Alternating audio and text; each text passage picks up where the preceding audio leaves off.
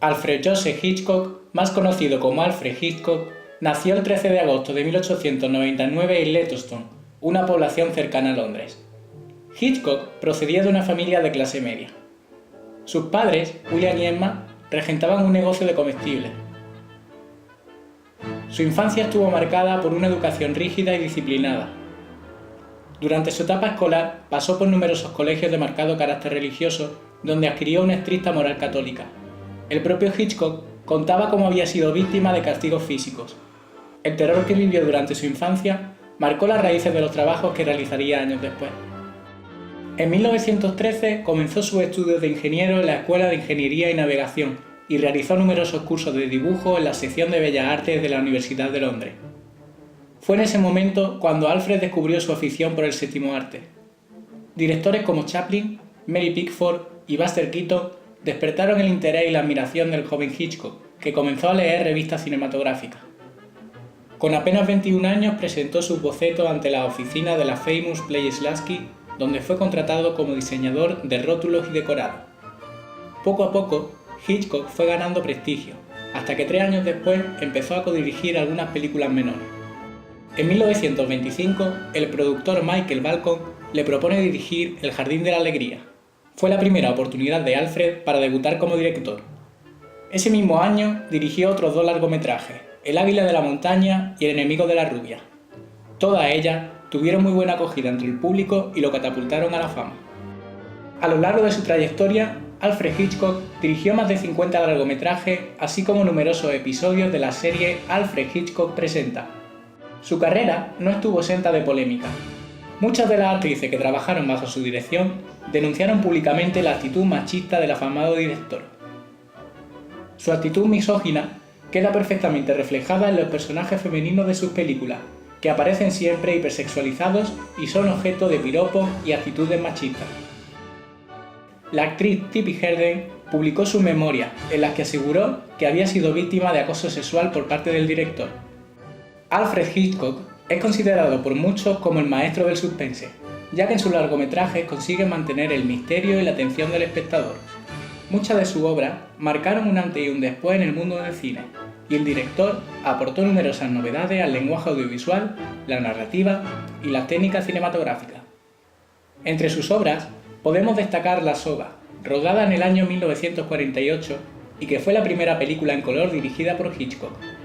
Cuenta la historia de un asesinato protagonizado por Brandon y Philip, 2 jóvenes universitarios que ahorcan a su compañero.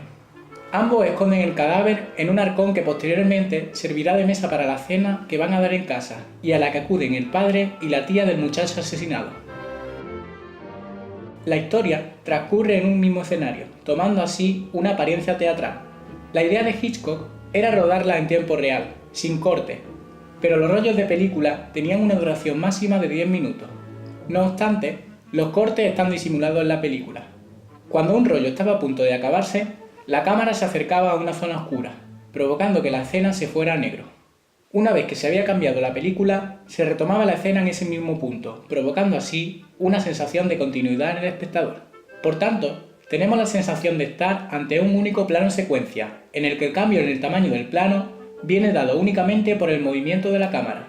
La película levantó un gran revuelo durante su estreno, ya que muchos creen que los 2 personajes principales eran homosexuales. De hecho, en varias escenas se observa un momento de tensión sexual entre ambos. Siempre ha sido así, desde que estudiamos la primaria juntos. Supongo que ello forma parte de tu encanto. Otro gran éxito del director fue Psicosis, estrenada en 1961, y que marcó un antes y un después en el mundo del cine. La famosa escena en la que Norman Bates asesina a Marion Crane en la ducha permanece en el recuerdo colectivo. Para rodarla se emplearon 7 días y se utilizaron hasta 50 planos distintos. Hitchcock concibió la escena original sin música, y fue el compositor Bernard Herrmann quien convenció al director para introducir el sonido de los violines. Para simular el ruido del cuchillo, se clavó un puñal sobre un melón. El resultado fue una escena con un gran nivel de dramatismo y que causó el pánico en las salas de cine. Durante el rodaje, Hitchcock prohibió a los actores que concedieran entrevistas para evitar así filtraciones sobre la historia. Además, dio instrucciones a las salas de cine para que no permitieran la entrada de los espectadores una vez iniciada la proyección. A lo largo de toda la película, Hitchcock realiza un perfecto juego de luces para crear diferentes ambientes. Uno de los aspectos que más resalta el dramatismo en las escenas de Norman Bates es la utilización del claroscuro en sus primeros planos, o el plano en el que funde la imagen del protagonista con el rostro de su madre al final de la película. Además, el director deja pistas sobre su siguiente película en los planos en los que Norman aparece junto a pájaros disecados. Fue en 1963 cuando Hitchcock estrenó Los pájaros, un largometraje que posteriormente se convirtió en uno de sus mayores éxitos. Alfred consigue crear tensión en el espectador momentos antes de que se produzcan los ataques de los pájaros. A medida que estas aves invaden la pequeña localidad de Bahía Bodega, el cielo se va oscureciendo. Una de las escenas más tensas se produce cuando Melanie, el personaje principal, acude a la escuela del pueblo. Cientos de pájaros se posan alrededor del edificio mientras los niños, ajenos a la tragedia que se avecina, cantan y juegan en clase. Los ataques se producen sin una razón aparente. Al no proporcionarle un final explícito al largometraje, Hitchcock pretendía dejar al espectador con la curiosidad. Para conseguir mayor realismo, se usaron pájaros reales en algunas escenas. De hecho, la protagonista, Tippi Hedren, resultó herida durante el rodaje de una de las secuencias y estuvo a punto de perder un ojo. Una de las marcas características del director es su aparición fugaz en algunas escenas de sus películas, también conocidas como cameos. Por ejemplo, en Los pájaros, lo vemos saliendo de la tienda con dos perros blancos mientras el personaje principal entra en el establecimiento. El director realizó multitud de aportaciones al lenguaje cinematográfico que a día de hoy tienen vigencia. Sus obras supusieron una revolución en el uso de los planos y la narrativa audiovisual. Muchos planos adquirieron un significado diferente tras las aportaciones de Alfred. El empleo de los planos cenitales para crear angustia en el espectador. El uso del plano picado que transmite preocupación por el personaje. O el primer plano, que genera gran expresividad y goza de un alto nivel de dramatismo, cambiaron para siempre el lenguaje del cine. Otra gran aportación del director fue el empleo del efecto MacGuffin en muchas de sus películas. Consiste en un recurso narrativo mediante el que se introduce un elemento que hace que los personajes avancen en la trama, pero que no tiene ninguna relevancia en la historia. Por ejemplo, en Psicosis, la trama se centra en la huida del personaje principal tras robar el dinero de su jefe. Sin embargo, 30 minutos después, la historia se corta de manera repentina. La huida es irrelevante, pero sirve como excusa para llevar al personaje hasta el motel donde transcurre la tragedia. Pero si en algo se apoyó el afamado director para generar tensión y suspense en su largometraje, fue en el montaje.